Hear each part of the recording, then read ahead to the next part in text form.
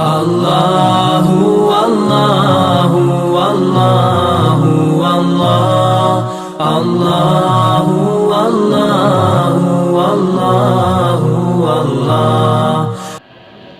حضور صلی اللہ علیہ وسلم کے پاک ارشاد کا مفہوم ہے کہ اگر ایک آدمی کو ایک وادی، دو پہاڑوں کے درمیان جو جگہ ہوتی ہے اس کو وادی کہتے ہیں، دو پہاڑوں کے درمیان جو جگہ ہوتی ہے اس کو وادی کہتے ہیں، اگر ایک وادی سونے کی بھری ہوئی مل جائے تو یہ دوسری کی تمنا کرے، اور دو مل جائیں کافی ہو جائے گی، تیسری کی تمنا کرے۔ اور فرمایا کہ آدمی کا پیٹ تو قبر کی مٹی ہی بھرتی ہے، آدمی کا پیٹ تو قبر کی مٹی ہی بھرتی ہے۔ ایک ہے ضرورت کا درجہ، ایک ہے خواہش کا درجہ۔ ضرورت کھانے کے اندر حضور صلی اللہ علیہ وسلم فرمایا، حضرت عمر رضی اللہ تعالیٰ عنہ امیر المومنین تھے، جب اس زمانے میں مشقت، مجاہدہ، سارے دن لوگوں کے مسئلوں میں پھرنا، لوگوں کے مسئلوں کو نمٹانا، جماعتیں بھی بھیجنی، جماعتوں کے حالات بھی سننے، علاقوں کا بھی انتظام کرنا، اور رات کو مدینے کی گلیوں میں پھر کر پہرا دیتے تھے، کس گھر میں کیا ہو رہا ہے، باہر سے کوئی مہمان، کوئی مسافر آیا ہوا تو کس حال میں ہے۔ جسم کا رنگ بدل گیا، کھال خشک ہو گئی، نہ کھانے کا اہتمام، نہ پہننے کا اہتمام، کپڑے کے اندر جوڑ لگے ہوئے ہیں، پیون لگے ہوئے ہیں، 12 پیون بھی لگے، امیر المومنین ہے، امیر المومنین ہے۔ حضرت عمر رضی اللہ تعالیٰ عنہ دوپہر کے بعد حضرت عثمان رضی اللہ تعالیٰ عنہ اپنے باغ میں بیٹھے ہوئے تھے، دیکھا کہ سخت گرمی ہے، جھکڑ چل رہے ہیں، ریت اڑ رہی ہے، یہ کوئی آدمی ریت میں کون چلا آ رہا ہے؟ قریب آئے تو دیکھا کہ حضرت عمر ہیں۔ ارے عمر کیا کر رہے ہو؟ یہاں سائے میں تو آ جاؤ، کہاں جا رہے ہو؟ کہ بیت المال کے چند اونٹ گم ہو گئے ہیں، ان کی تلاش میں نکلا ہوں۔ حضرت عثمان نے عرض کیا کہ آپ بیٹھ جائیے، میں اپنے غلام کو بھیج دیتا ہوں، وہ جا کے اونٹ لے آئے گا، وہ جا کر اونٹ تلاش کر کے لے آئے گا۔ تو حضرت عمر نے فرمایا کہ قیامت کے دن جواب تمہارے غلام کو نہیں دینا ہوگا، مجھے دینا ہوگا، مجھے دینا۔ تو دن رات مجاہدہ، مدینہ منورہ والے اکابر مشورے والے، ان کو فکر ہوئی کہ یہ تو اپنے آپ کو ختم کر ڈالیں گے، تو ان کے پاس چلیں، بات کریں، لیکن بات کون کرے؟ بات کرنے کی کس میں ہمت؟ تو سوچا کہ حضرت حفصہ رضی اللہ تعالی عنہ جو حضرت عمر کی بیٹی بھی ہیں اور ام المومنین بھی ہیں، حضور کی زوجہ محترمہ بھی ہیں، ان سے چل کے بات کرتے ہیں، وہ اگر کہیں گی تو شاید مان جائیں۔ ان سے جا کے بات کی کہ اس طرح سے انہوں نے اپنی جان پر مشقت باندھ رکھی ہے، نہ کھانے کا کوئی ٹھیک ہے، نہ لباس کا کوئی، نہ بستر کا کوئی، درخت کے نیچے پتھر سر کے نیچے رکھ کے آرام کر رہے، کیا کریں؟ ان کو راضی کیا جائے، کچھ کھانے کا اپنا نظم بنا لیں، کچھ پہننے کا نظم بنا لیں، کچھ آرام کا نظم بنا لیں، راضی کیا جائے۔ اچھا میں بات کروں گی، اور دیکھیے ہمارا نام نہ لیجیے گا، ہمارا نام نہ لیجیے گا، ہاں جب راضی ہو جائیں پھر بے شک نام لیں۔ چنانچہ حضرت عمر رضی اللہ عنہ سے حضرت حفصہ رضی اللہ تعالی عنہ نے بات کی۔ حضرت عمر نے فرمایا کس نے کہا ہے یہ، کس نے کہا ہے؟ تو انہوں نے عرض کیا کہ جی نام بتانے کی اجازت نہیں ہے، نام بتانے کی اجازت نہیں ہے۔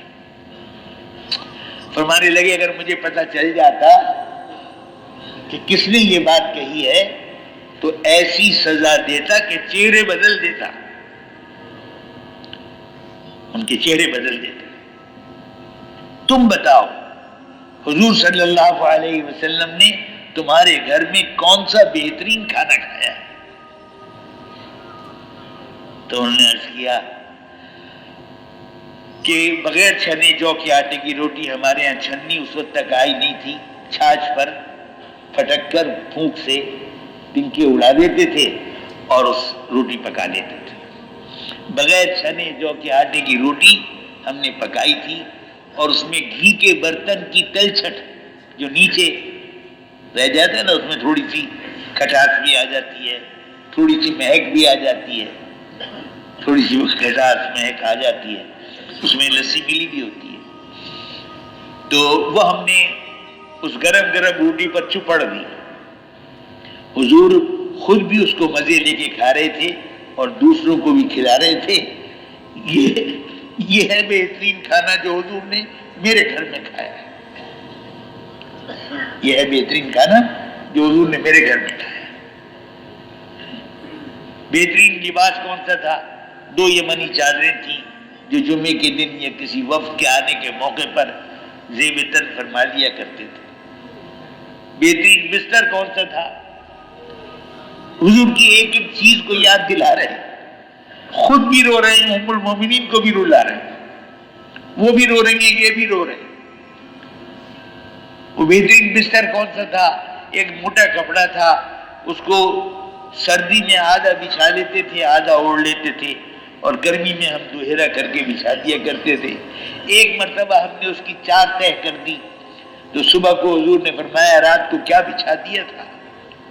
کہ جی وہی کپڑا تھا، اس کو 4 تہہ کر دیا تھا۔ فرمایا کہ جیسے پہلے تھا ویسے کر دو، اس کی نرمی رات کو اٹھنے میں مانع ہوتی ہے، رات کو اٹھنے میں رکاوٹ بنتی ہے، ویسے ہی کر دو۔ ایک ایک چیز یاد دلائی اور خود بھی روتے رہے، ان کو بھی رلاتے رہے۔ آخر میں یہ فرمایا کہ جو تمہارے پاس آئے تھے ان سے یہ کہہ دینا کہ ایک راستہ چلنے والا راستے پر چلا اور منزل کو پہنچ گیا، دوسرا اس کے پیچھے چلا، وہ بھی اس کے پاس پہنچ گیا۔ اب میرا نمبر ہے، اگر میں ان کے پیچھے چلوں گا تو ان کے پاس پہنچوں گا، اگر ان کے پیچھے نہیں چلوں گا تو کیسے ان کے پاس پہنچوں؟ ایک ہے محترم بھائی دوستو، ضرورت کا معاملہ۔ میں یہ نہیں کہہ رہا کہ ہم گیہوں کے آٹے کی روٹی چھوڑ کر جو کے آٹے کی روٹی پر آ جائے، یہ نہیں عرض کر رہا، لیکن قیمتی وہ ہے جو حضور نے کیا ہے۔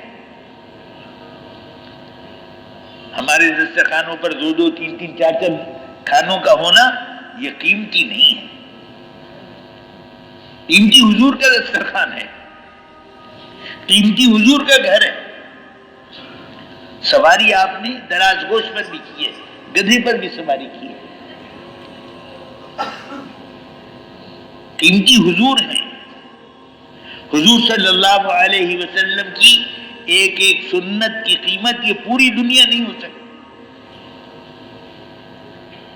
آج ہمارے پاس موقع ہے جتنی 24 گھنٹے کی ساری سنتوں کو اختیار کر لیں، کچھ نہیں جاتا، ہم مزین ہو جائیں گے، ہمارے اعمال مزین ہو جائیں گے، سنتوں کا نور ہمارے اندر آ جائے گا،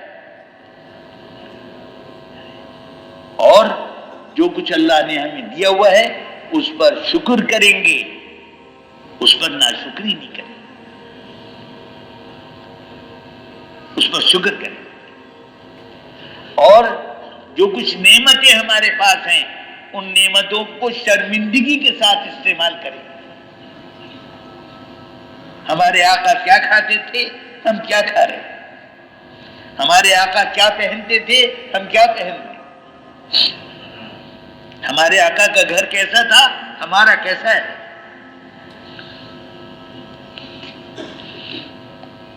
ہم دنیا کے اعتبار سے اپنے سے اوپر والوں کو دیکھ کر للچائیں گے نہیں،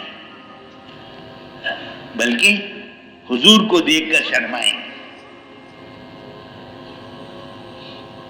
حضرت جی رحمۃ اللہ علیہ فرماتے تھے اگر اپنی قربانیوں اور مجاہدوں کو صحابہ کرام کی قربانیوں کے سامنے پیش کرو گے تو شرما جاؤ گے. Thanks for watching. Don't forget to like, comment, share and subscribe.